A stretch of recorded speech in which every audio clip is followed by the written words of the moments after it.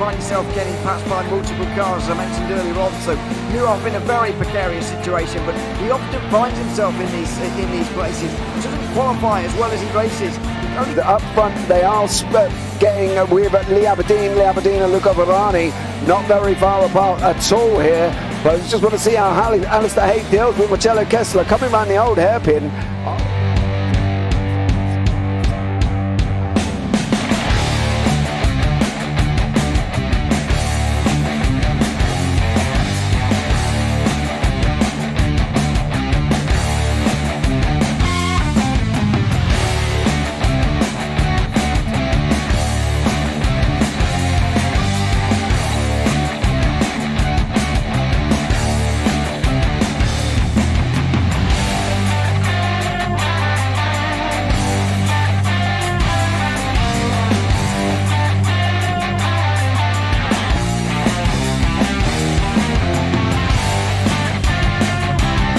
I would say it's not the best decision they've ever made, just not having done that under the safety car, really. Yeah, they're taking their pit stop strategies from Ferrari lately or something. What's going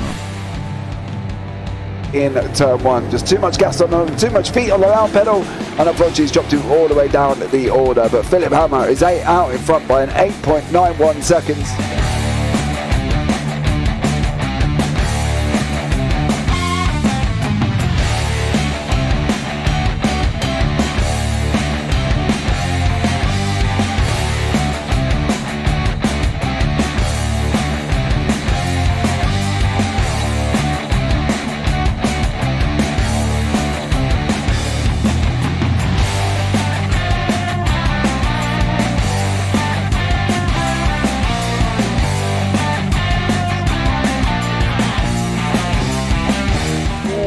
Dan Michael is a wall there, sir.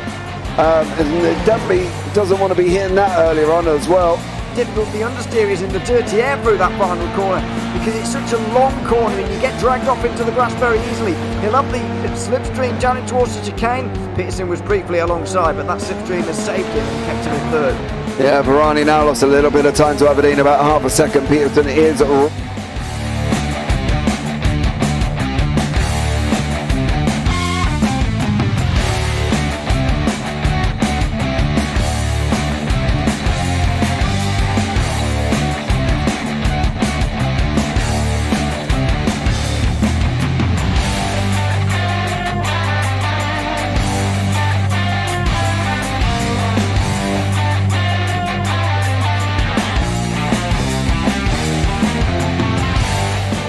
Pike's pushed Morton forward up ahead. He's got out of line. Is now Pike going to have a go at Werrell? Don't push him off. He's in the championship fight. Jack Werrell chasing down Carl Jacklin. Further down, Rob Williams and Chris Barnes. Sensational run outside line now though for the heavy braking zone. Around the outside goes the Audi R8. Look how much Miller's caught back into play. Exactly. Miller's still start chopper. He's not on second and change. All of a sudden Miller's back in play.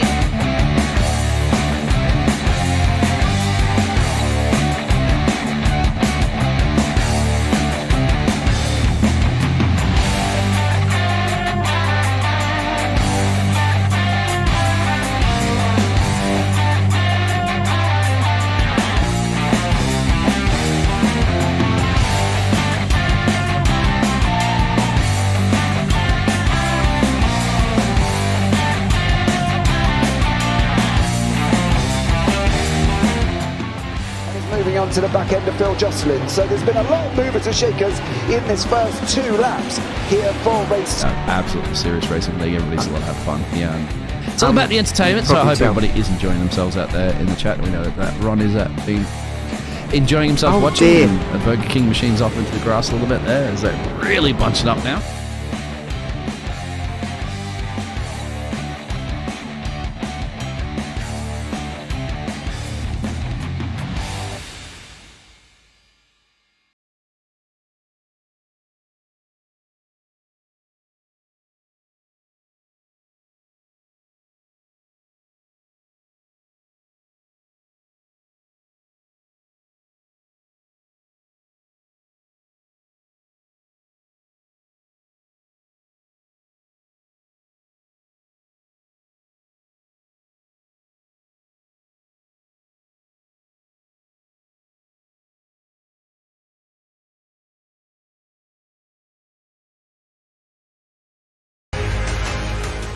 Does he have it? Medeiros is going to get it. They're going to toss it.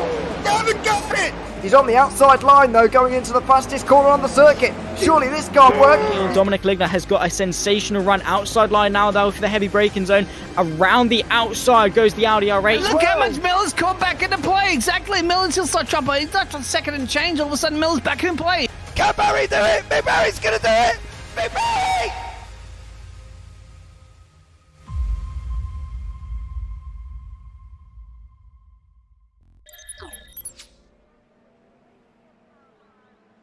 The Radical Race Series. It is round 9 of season 1 in 2024, and we're at Road Atlanta to really start the run-in towards our championship for the first time this year. We've got 4 rounds to go. Road Atlanta with Monza next week, Bathurst the week after that, and Donington Park, the finale for the first time. It should be a fantastic last 4 weeks. We're very much looking forward to bringing it to you here on JPB. My name is Ewan O'Leary alongside James Parfitt here this evening, and it should be a good one. If practice is anything to go by, I think it's going to be a difficult race for absolutely everybody today. Difficult 2 races indeed. Yeah, Road Atlanta is somewhat of an interesting circuit. I think at the end of the day, it's short, sharp, quick, and it's going to be very, very exciting. I love Road Atlanta. I know, Ewan, we get to that point towards the end of the year where me and you have just had enough of Road Atlanta because it's that time and it's on every special series and everything else. But I really like the circuit. I'm glad it's here, and I'm looking forward to this one. Yeah, it's difficult to complain about Road Atlanta, really, on a schedule, to be honest. Let's take a look at the championship standings before we go any further, because it is getting interesting now. After a point where Simon Edwards looked like he was going to absolutely trounce the field, he's starting to get reeled in by John McCutcheon. 13 points separate the two of them coming into today. The battle for third place is a pretty engaging one too. Luke Maxwell just a point ahead of James Barry, who moved ahead of Mike Bousson last week. Adam Tighe lurking there too. Paul Clark has exactly 200 points in 7th. He's kind of on his own there. George Gonzaga just a few points ahead of Paul LeMay for 8th place, with Robert Woodward 10th. Then it is David Walter and Phil Glover with not big gaps at all, actually, to the likes of Michael LeMay, Phil Justin, Damien G in the top 15. Jamie Bird only a further point back. Then James Ritchie 17th. Jeff McIntyre in 18th, and then the gaps do start to get a little bit bigger from here. Paul Crabb is here tonight, but he's missed quite a few rounds this season. He's 19th at Sergio de la Cruz. Ben Cooper hasn't quite got 100 points just yet. Neither has Dan Webster after only being here for a couple of rounds. Leah Anderson has been absent for quite a while now too, from 23rd. Then David Beasley 24th ahead of Martina Ward. Those two actually tied along with Colin Wynn. Graham Brown is 27th, then of Stuart Geddes, and then Aaron Thompson to round out the 19 or 29 drivers even who have been participating at least one round so far this season. Still 4 rounds to go though, and that is a pretty small gap. Just 13 points between John McCutcheon and Simon Edwards here. I mean, there was a point where certainly I was writing the championship title off this season. Yeah, I think we both sat there and thought, Jesus, Edwards is looking unstoppable. But I think John's managed to bring it back in. Of course, his double win, I think it was last week, really boosted that one. So for him, I think it's a lot. There's still an opportunity. You know, John, he's been there before, hasn't he? He turned around and he said, if it's not mathematically impossible, then I'm going to keep going for it. And I think he will keep going for it. We've got 11 laps in the sprint, 19 laps in the feature here as well. And a question from Robert Stotton. How would you class these cars in the sense of entry-level LMP or entry-level single-seaters? Yeah, definitely entry-level prototype. There's different entry-level single-seaters on iRacing for you to get into. But there is going to be that whole discussion, isn't there, about the new way that iRacing might be changing their system. What category is this going to fall into? Is it a prototype? I would say so. Yeah. I would. This is LMP3, LMP2. It's the one before LMP3. LMP4. What? No, LMP4. There's only an LMP3 in iRacing. I know, but I'm saying this is a new category I've created called LMP4, and it's these cars. Well, there you go. I'm making it up, obviously. It's making it up as it goes along. But LMP4, Robert. So LMP4, LMP3, LMP2, GTP. That's where these sit as well. Phil, also YouTube chat, which is no surprise there. Looking forward to watching the final round on my local circuit. Not saying I won't enjoy the other rounds, but Donny has a place in my heart. Well, don't travel there, Phil, because obviously we won't be there in real life. And then Leah's in YouTube chat as well. Not in the race this evening. Let's go, Jeff. She says there as well. So Jeff McIntyre, once again, I'm very, very interested to see how this season turns out. I think that John won't give up, and I think that's what he's got going for him here as well. But saying that, looking at the entry list at the moment, he's not here. So unless he pops up right before the end, he isn't here at the moment.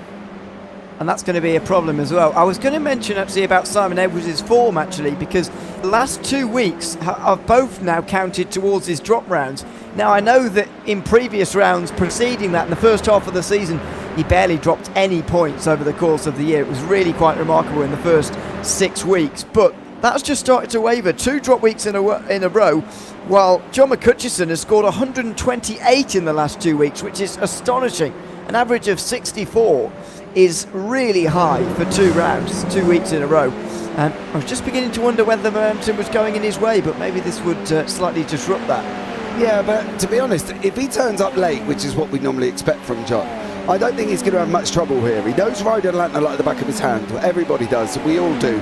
You know, and I think even me, and I don't drive. So I think at the end of the day for John, even though he's going to probably turn up late, I'm hoping he turns up late, I've got to be honest, because it'd be a shame for him to miss it altogether.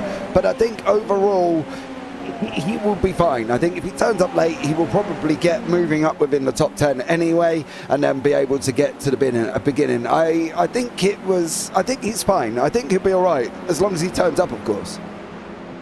Well, that's the worry. Is he going to be here? I mean, that is a bit of a concern for now. Simon Edwards has taken pole as of right now as well, although he is off the road on this second lap, so this one's not going to count, but he's already more than half a second ahead of the rest of the field.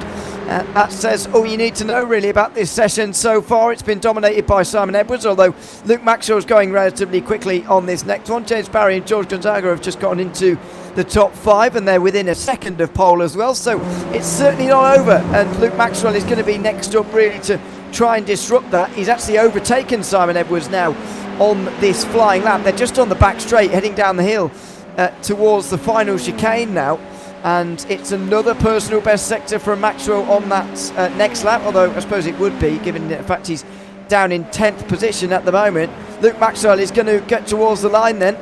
Where is he going to be? It is going to be, we'll have to wait and see. There he goes across the line finally, and he is second place, so that's pretty close now. I know Edwards has only had 1 push lap really, and Maxwell's had 2, but even so, that's much closer. Yeah, it is, and I think for Luke, he's another one that knows this circuit. I think there's certain people here as well, but I think for Luke it's going to be very, very tough, and that's not because he can't drive, that's not because he's got no ability, it's because this man, if I remember correctly, there was a race we saw here from these guys at Road Atlanta. Nobody could get near Simon Edwards even on the draft, partly due to the fact he runs, I don't know, whatever it is, he might as well not have a rear wing at some point because he runs it so light. And that's the thing, he's going to be rapid down the start line, down this back straight here as well. And it's going to be tough for anybody to get past him. It is, but let's see how we go. Maxwell with another couple of purple sectors here, really flying, although one of them has been taken off him by Simon Edwards immediately. So these two are running quite close now, both geographically and in terms of lap time. Maxwell's going to be first over the line here and only needs to find 1/10 of a second. Not even that. Not quite as good in the final sector, but it should be enough. He will take pole briefly, although Edwards will take it back immediately. Wow, these two are very close. Just 1/10 and 4 thousandths separate the two of them at the moment. with a gap of 3 tenths to the rest, and Jeff McIntyre actually who's third. Yeah, Jeff's putting a great lap there as well, sitting in third place at the moment. Mike Boost on fourth. Paul Clark is there with George Gonzaga in sixth. James Barry in seventh. Sergio Martinez de la Cruz in eighth. Paul Crabb and James McRitchie. Clark's just gone ahead of Gonzaga. Barry's jumped ahead of Clark as well. So some great action here, and I think this I'm so looking forward to this. I think it's just going to be amazing with 4 minutes left on the clock. It certainly should be. We're going to have a very good race indeed between the front two, and maybe even a few more than that, actually. I was a bit discouraged by the first lap times out, actually. The gaps were very big, but they've immediately gotten closed right up here in this session. Oh dear, that's Graham Brown off to the left-hand side there in the background you just saw, by the way. Turn 5's going to be a real action point in this race, I think it's fair to say. I've seen multiple drivers go off there in practice. We've seen one driver go off there in qualifying, and it's a very bumpy, horrible corner to try and get right. So that's where the action is going to be, or part of it anyway. Yeah, turn 5, tricky downhill. We can go on board with Luke here as well, and he'll give us a rough rundown. Now, this is at the top of the hill of 3, so we're on the way through, down through the S's. Now, coming into 5, it's the fast left-hander in conjunction. You can open it up. What you don't want to do is take that curb in a half-hearted fashion. You either want to take it all or take none of it. Because if you take it half and half, when you apply the accelerator to come out, your back end is going to go round. And I think they've got to either put all 4 wheels on it or leave it alone, but they can't put 2 and 2 because you will end up going round in the left barrier. Just 2.5 minutes remaining in this qualifying session then, and there's 700ths of a second separating the top 3. Although Paul LeMay won't be improving on this lap, and I doubt Maxwell or Edwards will be either. Their first 3 sectors all slower than their previous bests here, and it makes you wonder, where are the improvements going to come from? Not from Maxwell. He's coming into the pit lane. Edwards carries on again, but this will be his final attempt by the looks of things. Over the line he goes. He was actually only a tenth away. That was pretty good from him, but just not quite good enough. James Ritchie goes pretty decently. That's 7th place for him. What about Crabb? He's going quicker right now. Paul Crabb over the line. Just go quicker, but still stays 11th. Damien G has a couple of personal best sectors going on at the moment. What can he do on his way towards the line? Currently from 17th position at Damien G, and he is going to cross the line and go up to 15th place. Michael LeMay will do the same. He's got a couple of improvements just in the background there, and he will improve, I think, by a couple of attempts. Maybe not, actually. He stays 16th. Simon Edwards, though, purple here at the end. Maxwell can't do anything about this now. Yeah, he can't, and that's a good reason. He's sat in the pits, so he's definitely not going to be able to get out and do anything about it. James Barry sitting in 4th at the moment as well. He seems to have the same livery as Mr. George Gonzaga, so I don't know if they've teamed up here, but he seems to have got the same livery as George, unless I'm pretty sure I'm not mistaken. No, it's practically is the same. So I don't know if they've cut in teams, but a minute to go here. Edwards still going, still doing a great job. He's still improved to 1:14.917 on the final lap. And now it's up to Barry. Barry's got a bit of a toe from G, so this is going to help, but it depends how Damien G, whether or not he's going to get in the way. Not really, Ewan, so let's see what happens. Well, there was a very narrow line, though, onto the final chicane, so I fear that this is slightly ruined Barry's lap. It's probably ruined G's as well. Over the line for the both of them, and it's no improvement from Barry, I don't think, there. And he weaves in front of G as well, who also doesn't improve. And actually, Michael LeMay does improve at the end, so Damien G shuffled back a place as a result. But that's the end of qualifying by the looks of things. That will be it. And it will be Simon Edwards who takes pole by a tenth of a second in the end, but it was close. Yeah, it's always close, isn't it, when we get these guys onto the racetrack at a 14.9, the only man in the 114s. You know, I know, on that car there is minus wing. There's got to be, because he always does it, and he always runs with a minimal. Yes, especially around here, I think it would be beneficial. He's taken pole position, Simon Edwards ahead of Luke Maxwell. Paul LeMay just over a tenth back with James Barry alongside. Paul Clark and Jeff McIntyre on row 3 with James Ritchie and Mike Bousson next. Gonzaga and Sergio De La Cruz round out the top 10. Paul Crabb just outside of that with Adam Ty, top 5 in the championship, but down in 12th off of the start here. And the rest of the grid will follow in a couple of moments' time when it wants to. Here we go. Gramian Brown. Gramian? Gramian, that's a new name. That Graham Brown on... As a love child of Damien G and Graham Brown. I don't know. Jamie Bird's 14th place. Michael LeMay, then it's Damien G in 16th. Phil Glover and Phil Jocelyn bring up the rear. Alan Patterson didn't qualify, but may well race. We'll wait and see. And no, John McCutcheon, I think, is the noticeable thing here. Is he going to struggle then, do we think? But then again, is it still 3 drop rounds?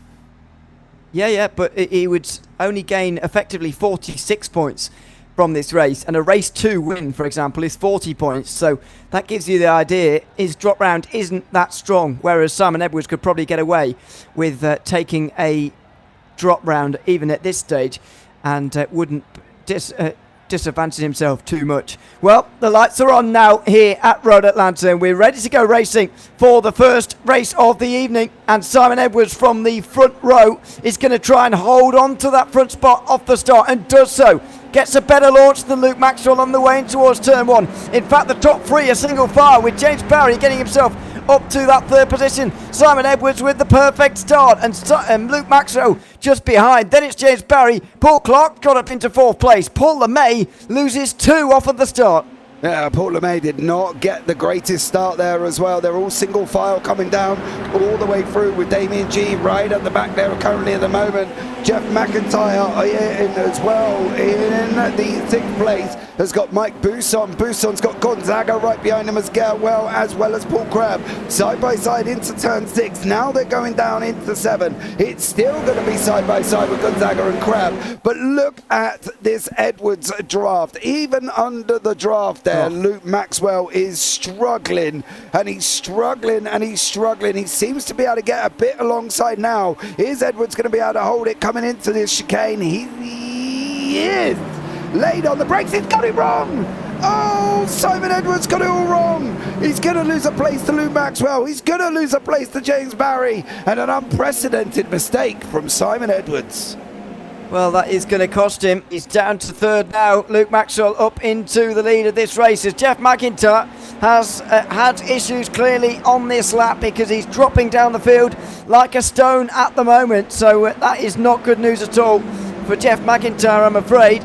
Meanwhile, though, Luke Maxwell has taken the lead. 11 laps here for this opening race of the evening, by the way, and then 19 for the second one, but it's a short lap around here. And right now, the front drivers are getting away from the rest. James Barry up to 2nd place, though, and this is somewhat what John McCutcheon will have wanted to see, actually. This is what happened to Jeff McIntyre, is it? Yeah. The final corner?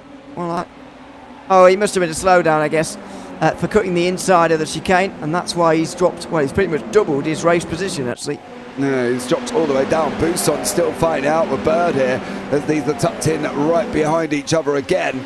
Can Barry hold on from Edwards? That's going to be the important thing. He's got to try and use the draft from Luke Maxwell. He's got to aid himself by staying as close as he can. Jamie Bird coming down now. Bousson's just got past him at the moment as well, and Bousson manages to take that position away. But everybody from Paul LeMay, then we've got Gonzaga, then we've got McRitchie, Bousson, Bird, Crabb, De La Cruz, all the way through the field, right down to Phil Jocelyn, who's going to be coming through the corner in the back. There he is in the yellow and black. So Gonzaga's got a queue behind him at the moment. Let's see how he gets on. He has.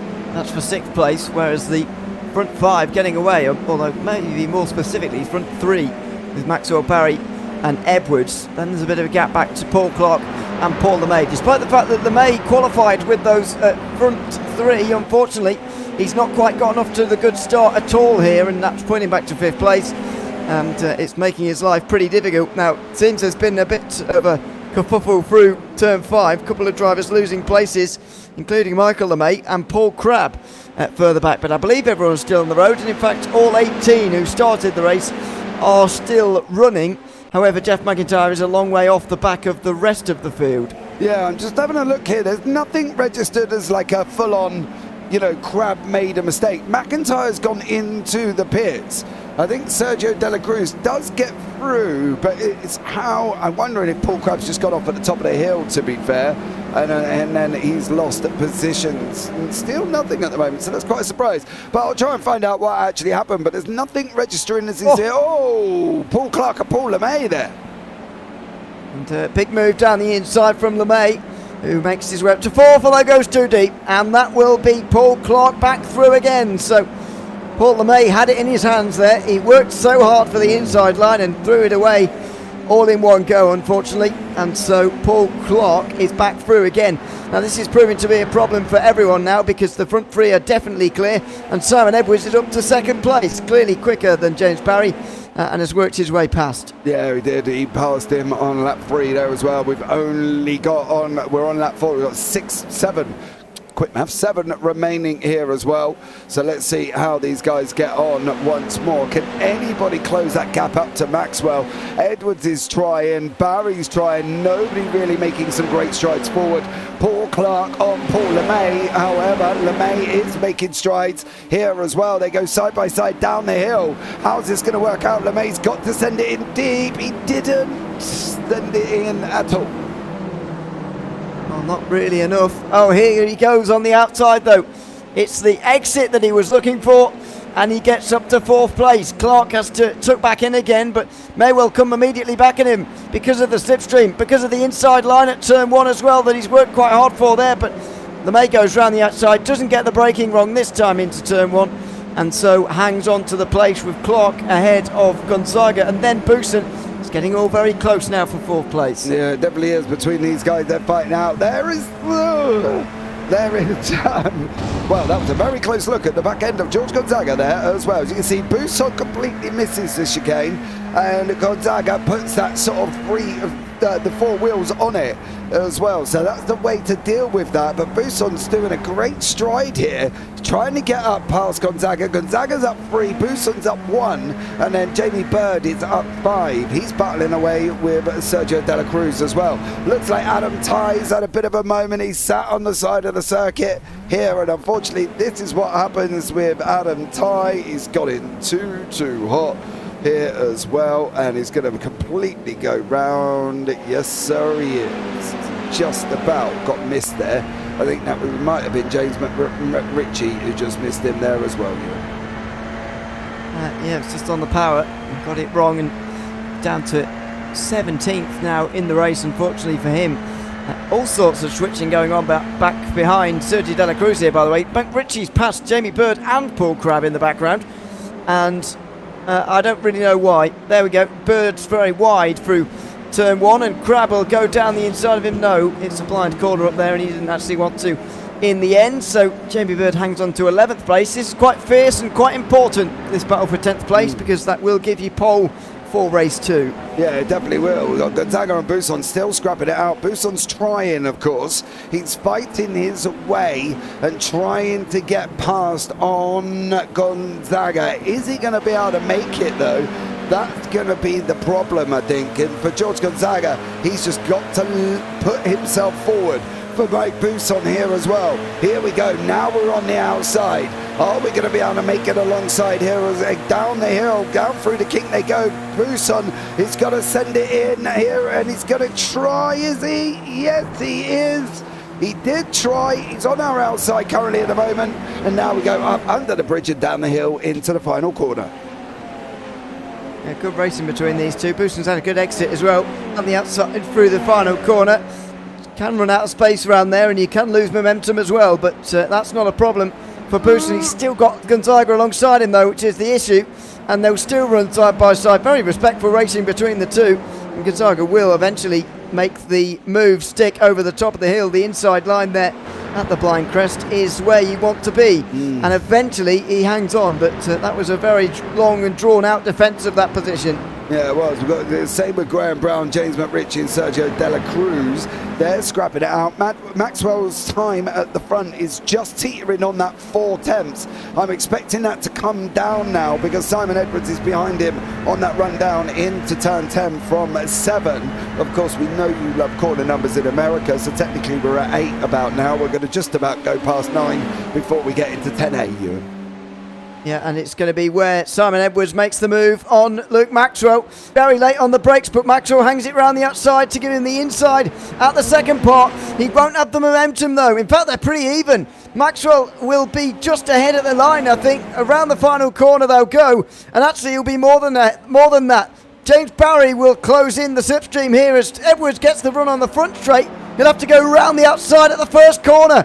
Wheel to wheel between the two of them. Maxwell will have to get his nose alongside here into the blind crest.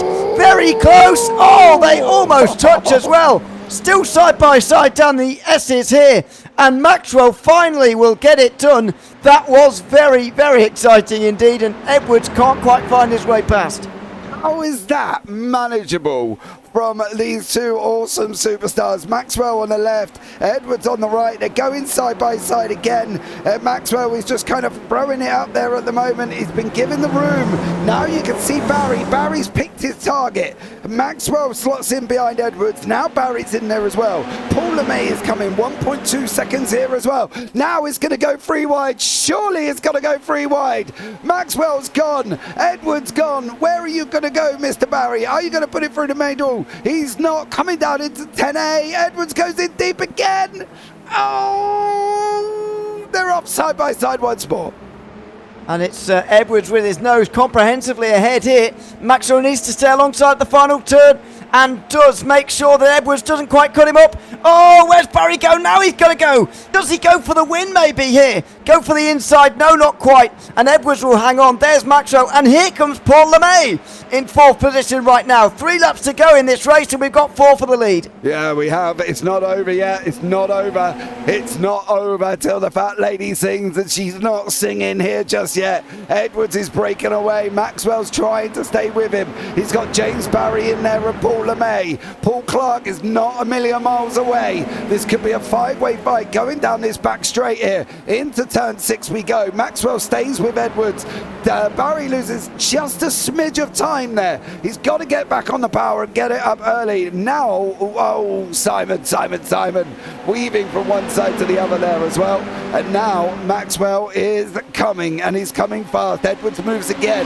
He's moved one more time. Which way is he going to force Maxwell to go? He's going to force him on the outside here, Ewan. Oh, very close. Wow. Maxwell tries to just cut him up there, but can't quite do it. And he's got a very tight line now. Here comes James Barry to the inside, 3 wide over the hill. And it's not quite going to be for James Barry. Maxwell will even be able to take the racing line through the final turn. LeMay will look to the inside as well. They should be single file on the way towards the penultimate lap now.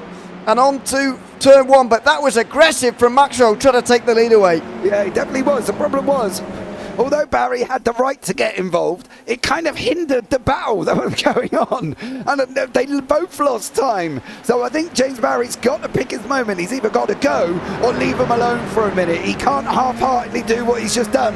Maxwell's now going on the outside there as well, coming into turn 6. Is he going to be able to make it through? He's going to have the wider line coming out of 7. He needs to either slot back in.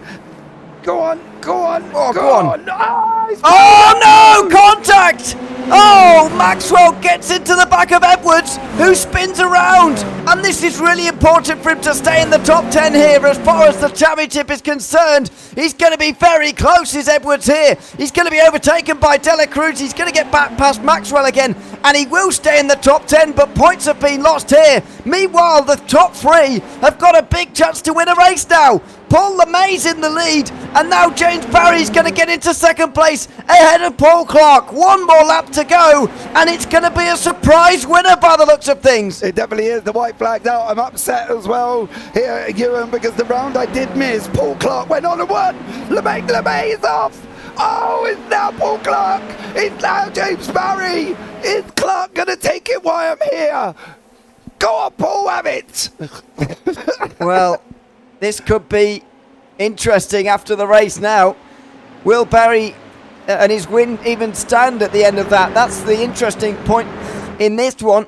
It may not. Let's see. Into the final corners before the straight, into 6 and 7 now, with Barry just up in front and Paul Clark trailing out of turn 7. Very tricky to get the exit right here, and you absolutely need to, and he is too far away by the looks of it. He's way too far away. It's 3/4 of a second now, and it looks like this one's done. The top 5, in fact, all have gaps less than a second right now. Remarkable stuff here at the end of this race. 11 laps complete here at Road Atlanta, and we've seen a classic again at this great racetrack. James Barry is going to come through the final couple of corners, and he's going to win the first race at Road Atlanta in round 9 of the Radical Race Series. Fantastic race between everyone in the front there. Incidents galore as well. Battles everywhere, and finally Barry takes the win with Simon Edwards coming home in 9th. Do you know the interesting thing? Have you looked at the table? Who's going to be side by side? Maxwell's going to be on pole. Edwards is going to be alongside him. We're going to go again for the feature race here as well with these two guys. Oh, dearie me, Ewan. We ain't going to have a second to breathe here. It's going to be fantastic to watch this second race, there's no doubt about that. James Barry takes the first one though by just 7/10 of a second to Paul Clark and Paul LeMay. Then 1.8 seconds back Mike Booster and George Gonzaga, all of those separated by 2.5 seconds. Then 5 seconds back to Graham Brown, who held off James McRitchie to the line. Susie Dela Cruz just held off Simon Edwards at the end there as well, and as you say, he'll be alongside Luke Maxwell to start this race. Paul Crabb just missed out there, unfortunately, with Damien G just behind. Then it was Michael LeMay 13th ahead of Jamie Bird. Phil Glover had quite a quiet race there, actually, finished 15th. Adam Tide recovered from his spin to get 16th ahead of Phil Justin. Jeff McIntyre finished 5 laps down in the end, 18th. Alan Patterson never started the race. So that is the opener complete. What are we going to see in this second race? Well, it's going to be interesting, but as you say, Edwards and Maxwell are on the front row together. I know, and the irony of that is just unbelievable, because obviously they were on the front row as well in the start of the feature of the sprint race, and now they're on the front row at the start of the feature, and the irony is going to be that they're going to both battle it out for the lead once more. Aston Rice there as well in YouTube chat. Love this sentence, Aston. Absolutely amazing. What a beautiful race. That's all he's put. Yeah. It was fantastic. By the way, if Simon Edwards doesn't win this race, this will become one of his drop rounds. So that's worth bearing in mind here. This will become one of his drop rounds. If that were to be the case, he would add 37 further points to his tally, and that would put him 16 ahead of John McCutcheon going into the next round. What was it at the start of the day? 13, I think it was, wasn't it? Yeah, 13. That's not quite adding up for me, actually. So maybe that's not true. But that doesn't quite make a lot of... Oh, no, it does. Sorry, it does make sense. It does. Don't worry. So it will be 16 points at the end of the day. That's not an unguessable margin, if you see what I mean. You know, that's certainly achievable for someone like John McCutcheon to gain, what, an average of 6 points a round? That could be done. Yeah, it could be.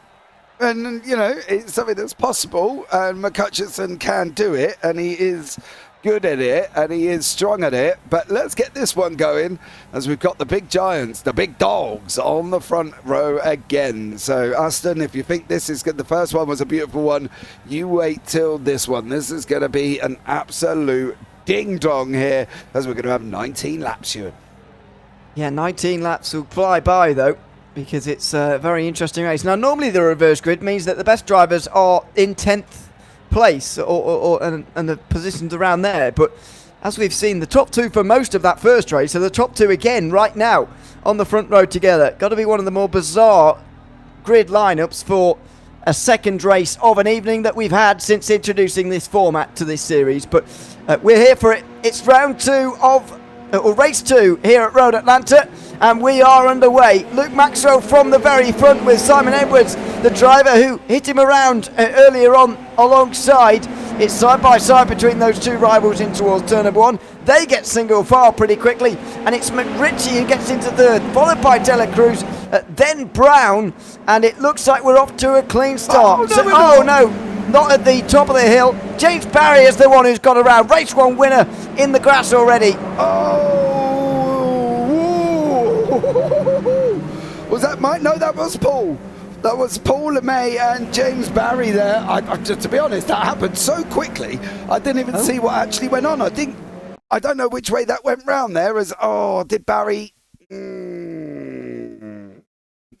Yeah, I think LeMay came up on him there, to be honest with you. He certainly wasn't sticking to the left-hand side, as he probably should do, on the way up the hill there. But there's an example of why you don't often see double file over that blind crest. It's very, very difficult to pull off cleanly. Now then, race for the lead, race for the win, already ongoing. And James Ritchie's right with them. I think this race is going to be a bit of a case of who can stay with Maxwell and Edwards to join them in the battle for this race win. Yeah, but if Ritchie stays where he is, he's going to get the draft, right? And if he can do what James Barry did, that's going to bring in Graham Brown, Dela Cruz, Gonzaga and Buson. So it could be an absolute ding-dong here as Gonzaga has just tried... Oh! No! Dela Cruz did manage to hang on in front of Gonzaga, but that's not going to do them any favours trying to stay in contact with Brown, who's trying his desperate hardest to stay in contact with McRitchie.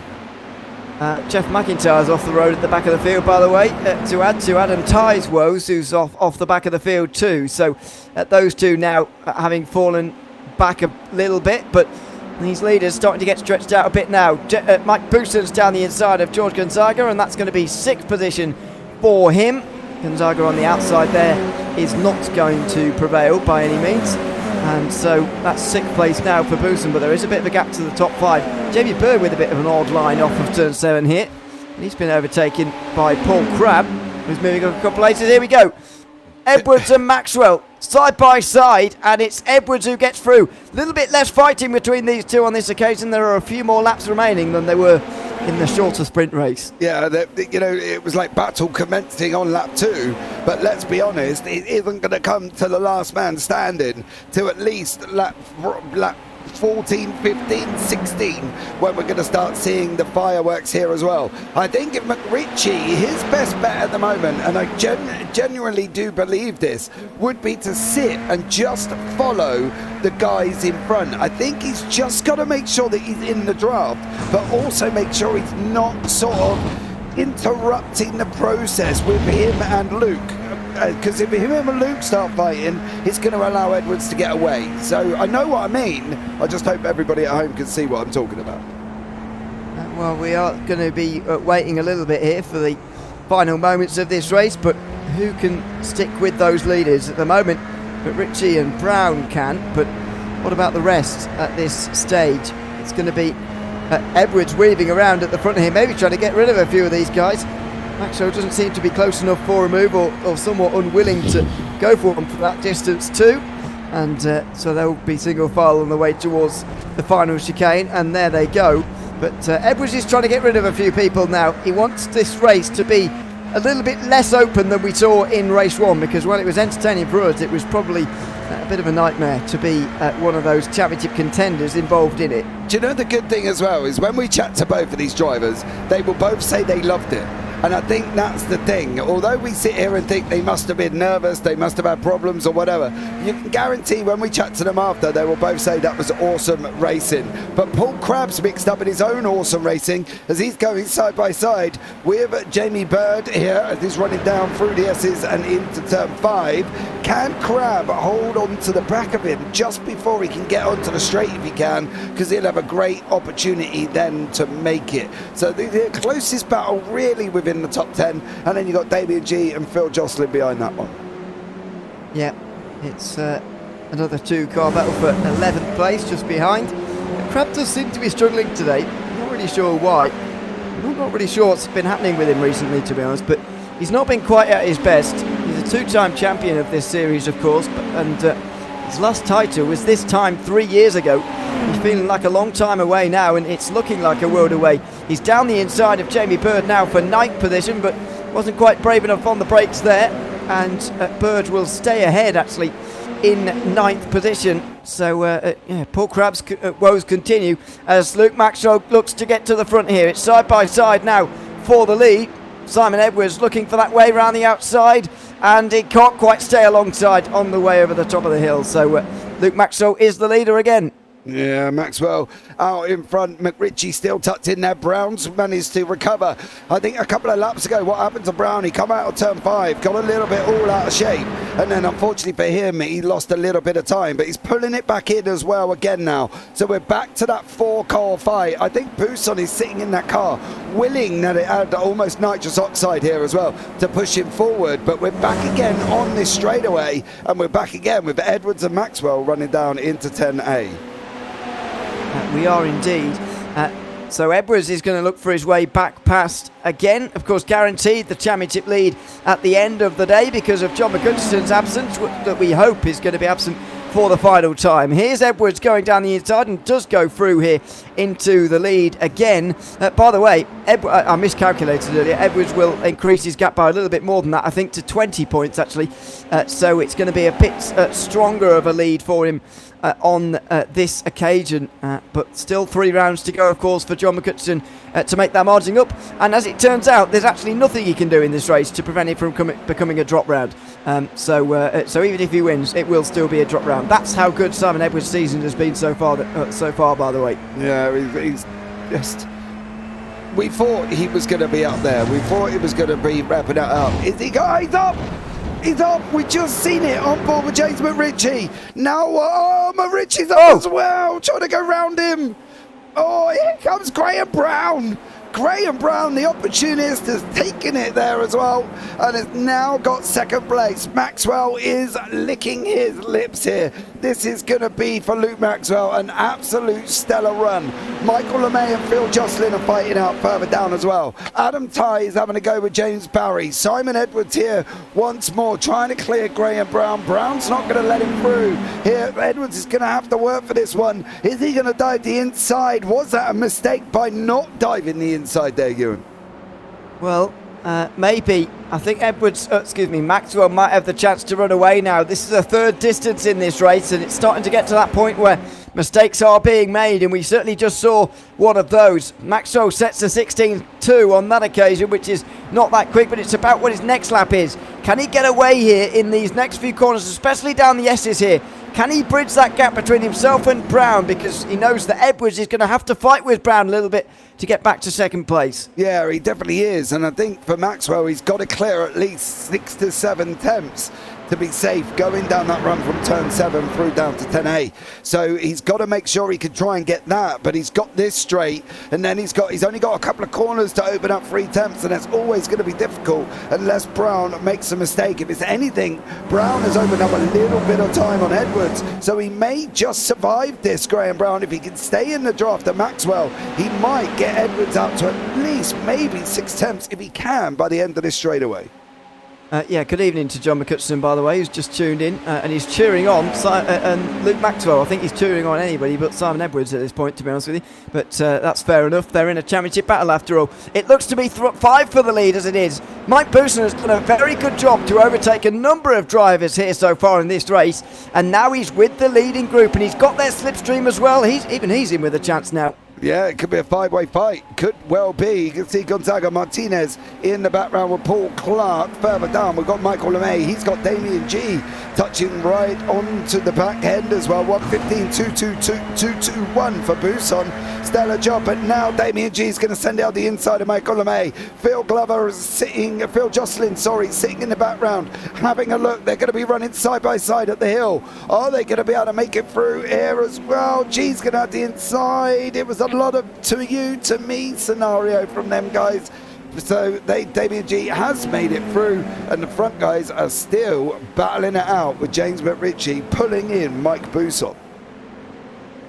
So everyone's in with a chance here inside the top 5. Maybe George Gonzaga, Sergio Dela Cruz and Paul Clark will fancy their chances of catching up too, but that is a bit of a stretch, although we do still have a half of this race remaining. Down in towards the chicane again, and no more moves on this occasion. Maybe Edwards has decided that this is the best way to do this for now.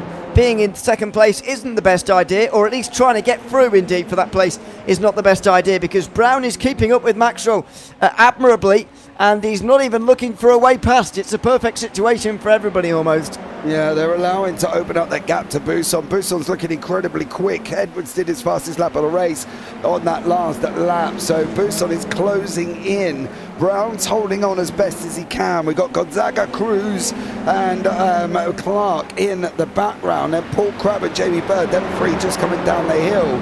Damien G still with Michael LeMay, like Michael's managed to get back through. I'm going to presume that was on the run down into 10A, and it gives him Phil Jocelyn a chance to try and move up a position as well into 13th there. And unfortunately for Phil Clever further back, he's not really had a good run of it. We haven't picked up on our man this time as well. Is it a little bit too far back? But Buisson, McRitchie and Edwards once more on that run to 10A. Yeah, and you're getting towards the back of the top 5 grouping now, in which case they can't really afford to wait around. McRitchie looks to the inside.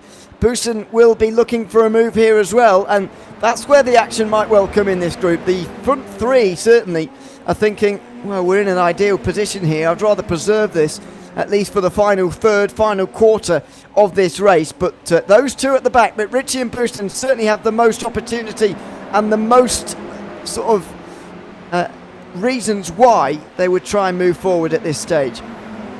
Would you try though with 9 to go? You know it's going to take you about, I don't know, barely 10 minutes if they, nothing, no dramas here. Would you pick up a car per lap and then get, I'm not saying you can, you know what I mean, but try and almost NASCAR it. Get yourself in position ready for the final couple of laps. It's possible. I mean, but as we saw, the leader going on to the last lap, last race, still won the race, so it doesn't guarantee you anything. I think it's an interesting debate to have, because positioning could well be important, especially if Maxwell gets a run like that onto the back straight, and Brown might have no choice but to overtake here. It was so bad for Maxwell. He just got onto the grass slightly, and Graham Brown is going to get to the lead here, surely. No, he lifts off as if to back out of it, but Simon Edwards was committed, and he's given up the place as easy as you like. Simon Edwards up to second now. Why? I don't know. I know he's not in the championship fight and he hasn't made many rounds than that, but don't roll over, buddy, and get your belly tickled here, bud. I know you're boss man and all, but go for it. Go for it. Get yourself in there. Have some of it. Don't be sat back like that. That was way too easy. You dropped yourself into the clutches of McRitchie, and from going from a win to a top 5, because you might not get a podium either, just seems a little bit confusing for me, as we see McRitchie run a little bit wide there as well. Yeah, it's an interesting one in terms of where you want to be. That was very wide from McRitchie on the exit there. But now Maxwell has got a chance. As soon as there's an overtake behind you as the leader, you do sort of want to drive the advantage home and make sure you're on the path to breaking the slipstream. But at the moment, it doesn't look like that's possible. Edwards still very much within it onto the back straight right now, and so will benefit from it. Now Buisson might well be close enough for a move on McRitchie here, and he is. Moves to the inside, he'll hit a brick wall of air, but McRitchie backs off a little bit. He knows that if they fight too hard, they'll both lose the group, so it's better to lose that position for now and come back later. Yeah, but although later, it's, do you know, that later remark reminds me of that conversation that you'll have with your parents, where they turn around and say, you need to get a career, you're reaching 20 and you're going, yeah, in a minute, yeah, I will do, yeah, I will do, and then before you know it, 40 has come up to you and you're still not in any form of career. So that later, I don't like later. I want them to make sure that they're nailing it now, because then they don't miss out at the end. It's like a personal attack, that, putting off your career in your early 20s. I don't know anything about that. Yeah, well, you know what I mean, don't you? You know, with your parents, like, get a career, and you're like, dude, I'm 21, I want to live. Oh dear. Anyway, 7 laps still to go. Well, it was here for at me. Road I don't know about anybody else. Here at Road Atlanta. Yeah, top 5 still absolutely together here. And we are getting into the final third of the race now. Things are going to start to pick up a little bit, but Maxwell has been leading most of the way, and there's an example of what I'm talking about. We're not quite there yet in terms of the stage of the race where people will want to make moves at the which will come at the end, of course. We're not quite there yet, despite the fact we've just gotten to the final third of this race. Yeah, into the last 6 now. and we've got Maxwell, we've got Edwards, we've got Brown, we've dropped Bousson and McRitchie. That was such a shame for Mike as well, because he was flying up until the back. I'm not saying it's over because he's only 6 steps out. I'm just saying it's going to be a little bit difficult to get the next. He's got to spend the next couple of laps trying to catch up to the group again. It certainly has. And so let's see. Into 6 and 7 for the leaders again. Bouson's struggling a little bit to get back to Graham Brown here. I thought he would catch up pretty much immediately and use the slipstream, and I think James McRitchie might have been thinking the same, but that's not really happened so far. Out onto the straight again. Is it going to be a case of the waiting game continuing here at Road Atlanta? Maxwell has been getting some decent exits off of turn 7, but there's certainly been occasions where especially Graham Brown had the chance to take that lead from him if he wanted to. Let's see, Simon Edwards still can't make his way through, and they'll still be single file. Yeah, I still can't grasp that from Graham. He had the inside line. He went from having the inside to getting the opportunity to losing it all. Paul LeMay and Paul Crabb. It looks like Crabb has just cleared LeMay on that run down into 10A. Now we've got Barry, who's trying to come back through the field. Of course, was involved in a lap 1 incident with Paul LeMay and has made it through over Damien G. And then Phil, Jocelyn and Adam Ty are still going side by side up under the bridge. Oh, and Jocelyn sort of backs off and lets him have that one, really. Not been a very good day for Ty, unfortunately. No. In his quest for third place in the championship. It's pretty close between himself. Luke Maxwell's up there as well as Paul LeMay. And Mike Bousson as well, of course. And Adam Ty, comfortably the last of those 4 here today. This is Paul Crabb, still in 9th place, ahead of Paul LeMay, actually, who's sort of stuck here in the lower points of the top 10. He'll be disappointed, I think, with race 2 today. That's the thing. I think for Paul LeMay, where we turn around and say, make sure you don't bring anything off the racetrack. I think Paul LeMay has left something here. He had an opportunity. He was within the front, and I think for Paul LeMay, he's not going to be best impressed or best happy with his performance here today. I think he had a great opportunity to take some serious points and hasn't done that there as well. Dela Cruz and also Gonzaga going side by side near enough over the line. You can see the top 5 now. Bousson has caught it up, but these going side by side into turn 1. Right round the outside for Gonzaga as well. That could be a good move, although he's going to run out of room out there. Dela Cruz will have to give him space. Thought he might have to give Clark some space as well, and so he's all over the place going up and in towards the crest of the hill there. But he hangs on to 6th for now, and that is a battle that's going to rage on to the line. They're not going to finish any higher or lower than that, I wouldn't imagine, without any issues ahead or behind them. Now the front 5 absolutely locked together here, although not James McRitchie. He's dropped off the field finally, and he will finish 5th by the looks of it in the background. Should finish 5th, barring anything going wrong. It must have been a slowdown penalty. Didn't see him off the road at any point, but we certainly saw him slowing down. And now we've got the challenge for the lead with 4 laps to go at the line. Simon Edwards wants to take the top spot and does into the final chicane. And so for the first time in quite a while, Luke Maxwell is not leading this race. Yeah, but it's not over. It's not over. It can't be over like that, and it's still going to be going. I think for John sitting there at home, I think he's there going, come on, Mike, clear him, get onto the back, put yourself involved. Come on, Mike Bousson, because if anybody wants to take points, Mike would be a good opportunity for them to take points, but he's stuck behind Graham Brown, who's just lost time going up between turn 2 and 3, and now we've got it all with Edwards and Maxwell. That certainly have. It's going to be between those two. Brown a little bit all over the place in the first sector there, and it's got sort of thrown away chances of a win for either of those drivers, unfortunately. So it might well be between Maxwell and Edwards, and then we get into the sort of discussion of where do you want to be going on to the final lap. As I mentioned earlier, being on the lead of the final lap in race 1 was the place to be for James Barry. However, is that going to repeat itself here in race 2?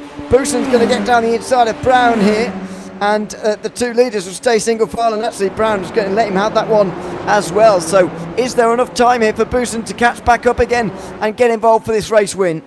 Oh, I'd love to say yes, but I'm also seeing a second gap, and I'm a little bit worried unless Mike makes up some, I don't know, amazing 3/10 over 17 and 18 to get him near them to draft into him going into 19. I can't see it happening, and I'm sorry, Mike. I know you're only up the road from me, but I just can't see it happening now. I think that hold up behind Brown has cost him here once more. So we've still got G and Ty battling out.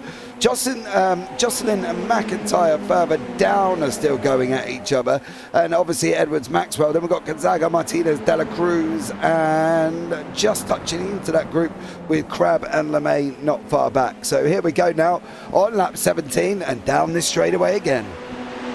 He's a bit closer this time actually than he was one lap ago. There'll be 2 to go at the line. Will he resist going through into the lead here, or will it be follow the leader? Well, Maxwell goes through and Edwards wants him to. So now the games have really begun. Is that Edwards signalling that he wants to be second on to the final lap, or is he going to go back through again next lap? It's a difficult debate to have, and a difficult one to know which one's going to prevail here, really, because it feels like you could win from either position.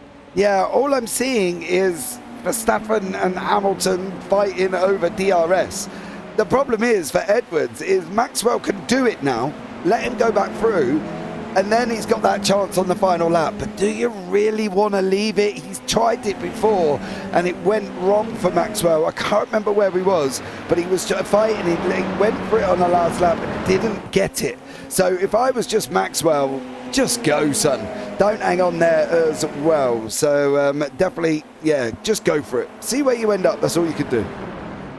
Yeah. That's all you can, especially for Maxwell, who's only really fighting for third in the championship, way too far off to challenge the leaders. Now then, Maxwell got a very bad run onto the straight there, lit the rear tyres up a little bit, and Edwards has almost got no choice but to go through. But by the body language of the car, I feel like he didn't really want to, but he has gone through, and Maxwell lets him tuck back into line again. So going on to the last lap, Maxwell has sort of, well, I was going to say selected second place, but he's been forced into second. Edwards has arguably been forced into first. It's going to be a straight fight between them for the win. Yeah, I'm I don't know. I'm interested to see if there's going to be any games here with these guys. And like, you know, Maxwell, Edwards, I don't know.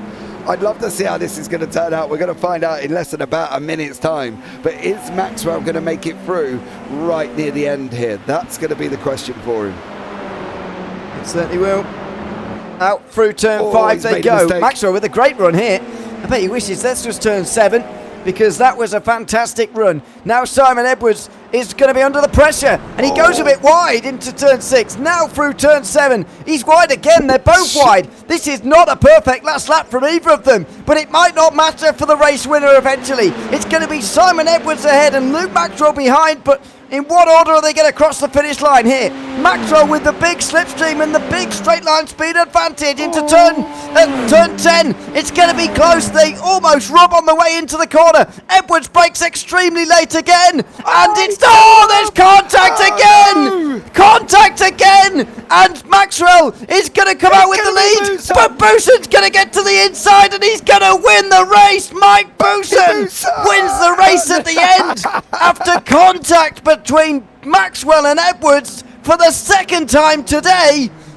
Mike Bouson goes and wins race 2. Unbelievable finish here at Road Atlanta with Mike Bouson the eventual winner. Oh, we've got to have a look. I've got a funny feeling Edwards went in deep, got onto the curb, ran in front of Maxwell. He did. Maxwell had nowhere to go. You can't blame that on Luke Maxwell. He just had absolutely nowhere to go here. And unfortunately for them, it was just far. He didn't have anywhere, Ewan, did he? He can't change from there. I wouldn't put that on Luke Maxwell, to be honest. And I'm not sure what happened afterwards with Maxwell. Did he back off, hoping that he could let Edwards back through again, or did Bouson just get a better run? I'm not sure. Well, to be blatantly honest, I don't know. It looked like he backed off, hoping to allow Maxwell through. But then here comes the speedy man in from Froome. He's not in a tractor. He's in an SR10. The tractor man himself who sings I've Got a Brand New Combine Harvester. Here he goes over the line. Look at that. The number 16 of Mikey Bousson. God, Mike. Well, there you go. There you have it. Race winner here tonight. Mike Bousson in the end. And what a surprise that is. He wins by just a tenth of a second ahead of Luke Maxwell, with Graham Brown, the surprise package, on the podium as well, I suppose. Simon Edwards with his worst round of the season so far in fourth place. James Ritchie rounds out the top five. George Gonzaga held off Sergio De La Cruz and Paul Clark at the end there. Paul LeMay joined them at the end as well, actually. Michael LeMay finished inside the top 10 with James Barry just outside, the race one winner. Then it was Paul Crabb who dropped to 12th towards the end. Jeff McIntyre and Damien G about 30 seconds off the win. Phil Johnson and Phil Glover were at 15th and 16th. Well, they started the opening race where they qualified. Adam Tighe finished on the lead lap. Jamie Bird certainly did not, after only completing 10 laps of the race today. Well, that is going to be discussed, I would imagine, at length afterwards. A surprise winner. Surprises everywhere, really. That was a very dramatic finish to that second race. Yeah, it definitely was, and I think going forward it's been a great evening of racing. I think you can only accept that as well. We've seen it all. We've seen some epic fighting, epic battles, epic scraps there as well, and Mikey Bousson getting the win there as well. John McCutcheon said on YouTube, go Mikey. Yeah, he did do it. An absolutely stellar job there as well. But there you go. He's waiting for you, Ewan. Let's not waste any time. Let's get the man from the wonderful world of Somerset in the booth. He's gone from a tractor to a SR10, and he's taken the victory here as well. Mike, guys. Welcome in. Good to have you with us. Tell us about that final lap. I can imagine, anyway, you weren't expecting to win that race. Well, no, I was 0.3 going under the back straight, thinking, I'm not sure I'm going to even get to the line. And then I'd seen Simon go, obviously left, so I'm assuming there was contact, and a slightly recovering Luke. And I thought, I'll be lucky to just roll it down the hill. But, yeah, so a surprise. But to be fair, if I'd managed to get through traffic better, I feel like I had the pace to race them anyway. Mm-hmm. But my overtaking leaves a little bit to desire, because I don't seem to get it done in the first visit, which then detaches me from the next car on. So that's something to try and work on. But yeah, surprised, but happy with that. Yeah, I can imagine. So, I mean, I thought you were pretty efficient in terms of making your way through, to be honest, because you overtook quite a lot of drivers throughout that one. What was the start like? Were you involved in any shenanigans off the start? Because there was some, but maybe they were behind you. No, in the main race, I think it was pretty clean and tidy. I learnt from the first race, because I made a bit of a hash in turn 3 or 4, and got it all a bit sideways, and obviously made my life a lot harder, along with my bad qualifying as per usual. But yeah, learnt from that, and I felt like I was motoring along for the best part of those 2 races, really. It was certainly good to watch. How did you find Road Atlanta in terms of to driving? Did you enjoy it? Yeah, I love the track. It normally takes me a little bit longer than usual to dial it in, and I was late-ish on again today, so I don't really get time to really get into a groove. But once I got it, I was warmed up in heat race. Yeah, I was ready for it. Is there anyone I'd like to give a shout out to, Mike, before we let you go? Well, as per usual, I was slightly unprepared, but I'm going to go with our team leader, John McCutcheon, because it was his setup that I'd used from last week, and obviously worked well for me. So, Team Radline and John. And he was cheering you on. I can tell you in YouTube. And, that must have hurt him. Yeah, yeah. Cheering the English along. Oh yeah, that's true. But But there we are. He did it, so fair enough. And it works clearly as well. Congratulations on the win tonight, Mike, and thanks for coming to chat to us as well. Thank you. Speak to you soon. Thanks very much. Mike Bisson, the race winner in race 2 here tonight. Let's bring in Luke Maxwell now, shall we? Second place in race 2. And interesting races, but all round, I think it's fair to say. How are you feeling after that one, Luke? Like I'm going to be on the naughty step, I think. The fairest assessment. It wasn't our assessment. Oh, okay. Well, in race 2, certainly, we didn't actually get a chance to see race 1 back again because the replays disappear from existence almost immediately after race 1, so we can never go and have a look at these things after race 1, unfortunately. But race 2, certainly, we did absolve you from responsibility, at least initially. How did you view it at the time? Oh well, I thought I was trying to hold the outside line, but I know Simon went in deep, but I could have come off the gas and slotted in behind and let it go, but I think I just caught the back end of him. So I've apologised. I think that one was probably on me, but happy to have the stewards have a look at it. Race 1 was definitely, I was on the outside, he was on the inside, and tried to kind of do a bit of an up and over on him, but over and under. Got on the power too early and just ploughed into the back of him, unfortunately. So, I thought best to just wait and let him go. So, yes, it was great racing, though. I mean, the races up until that point I thought were fantastic. We had some great battles and it was good fun all round, Yeah, it was fantastic fun to watch, I've got to say. What were the politics like in terms of leading or not onto the last lap? What were the thoughts going into that? Because there's always a bit of cat and mouse around here. I thought, well, Simon's always going to be there or thereabouts, isn't he? So I was trying to think, well, I'll try and hold it and see if I can. But I got a really bad exit coming into the penultimate lap onto the straight and, lost the rear end a bit. So Simon naturally got in front of me, which I thought, actually, this is quite convenient. Let's see where we are on the last lap. And sure enough, then he made a mistake before, on that left-hander. And I think I got past there and then I was in front of the straight. Or, no, you see, just behind on the straight. Managed to pass him, but I think he was running maybe 1 or 2 less wing as Simon does. So he was carrying good speed down the straight, even though I'd had the toe initially, and then of course it was all on into the corner. I mean, I think I braked as late as I could and left room on the inside, but he'd obviously gone. He'd carried quite a lot of speed through that first corner, and then I kind of because I was on the throttle thinking, well, we'll go side by side, but of course he was just in front at that point. So I think to be fair to Simon, he had made the pass. His car was all the way in front of me. So Well, there we go. It's always difficult to judge these incidents, to be honest, especially at the time. Is there anyone would like to give a shout out to before we let you go? Can I ask a question, please, really quickly? Go on, James. Thank you, mate. I sit here quietly every single week. No, you don't. Well, I try. What happened in the last corner after that contact? Did you slow down to let him through, or was you just slow? I just lost concentration, went on the grass a bit, and then I was a bit slow getting going. So, it was my own fault, really. Should have just carried on. Yeah, I thought that's what I thought you would have done as well. But anyway, sorry, Ewan, you carry on, sir. It's all right. All that's left to ask is if there's anyone who'd like to give a shout out to, Luke? Give a shout out to you guys again, as usual. Doing a great job with commentary.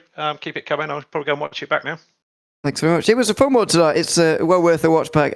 Thanks very much for joining us, Luke, and congratulations on an otherwise successful evening. We'll hopefully see you next week. Cheers, guys. Bye. Take care. Thanks very much, Luke Maxwell, there chatting to us at the end of tonight. Let's chat to Graham Brown as well, shall we?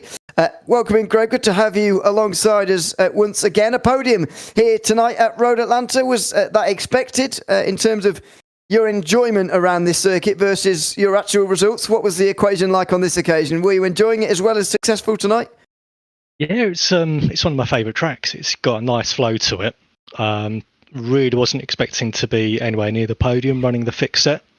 It's just like was on my side today. Got in a good position for the feature race, and then just basically got drafted down the straights to keep up with the others. And on that last lap as well, what were your thoughts about what was unfolding in front of you and what you were seeing?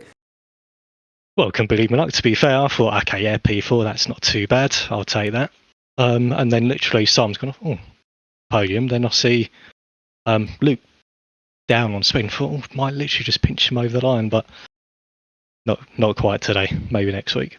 within 3/10 of a win as well. In terms of timing, it was a very close finish as well. And what about race 1 as well? We didn't see you very much actually during race 1, a whole lot anyway. Was it just about staying inside the top 10, I suppose? Yeah, it's I messed up my quali, so started like 13th. So it's basically just try and make up a few positions, and then I think there's a couple of freebies in that, and then it's just basically try to keep alive.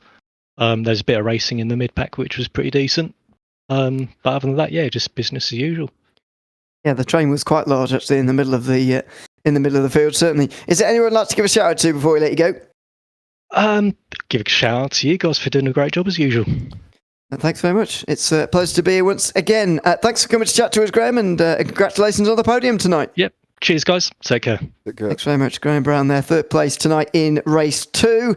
And finally, we can bring in Phil Glover to chat to us as usual. Phil, welcome in. Good to have you with us. We didn't see a lot of you tonight, I've got to be honest. How was it? You didn't see a lot. No, I'm not surprised, really. Was Mike and I were just talking about. I'm sure I've actually got quicker as a driver. However, when you look at all the top, well, at least the top 10, but even more than that now, I'm sure the average skill of everybody has increased, and probably increased a little bit more than me. So, Phil and I had a good battle in the first race, so we were swapping places, left, right, and centre. So, it was okay. Results don't show great progress. Well, I mean, you might be right on the whole average skill thing, but by the way, it might well be going up. To be honest, I'd love you, because you're the kind of person who'll look at stats and things. I'd love you to be able to make me feel better by saying people have got quicker. Go on. I'll leave that with you for next week. It's probably possible. It's probably possible to find out actually. Yeah. Although we have had a change of car in that time, so the data for the data for this car is probably quite extensive now, isn't it? Now for a while now, haven't we? Yeah, maybe it is possible in that case. Yeah, probably then. In that case, I mean, if the results don't go in my favour, don't bother mentioning. Okay, I'll remember that. In terms of driving around this circuit, in terms of learning in the preceding this race as well, how was Road Atlanta? Again, it's quite a technical track because there's a few blind spots, and you've got to really practice those a lot and then trust in yourself. The one over that after the first turn up over at that brow, you really got to get that right, because that leads into the next few corners. So I won't tell a lie, I struggled with it, to be honest. It's a challenging circuit. Speaking of challenging, we've got Monza next week. What do you know about the... I didn't actually mention this on the stream yet, but Monza's up next week. On the actual schedule, the official schedule, it hasn't got the first chicane in it, but I know there was discussion about using the Grand Prix layout instead in this series. What do you know about that? Do you know which layout we'll be on? I don't. It's too far in advance for me to... Okay.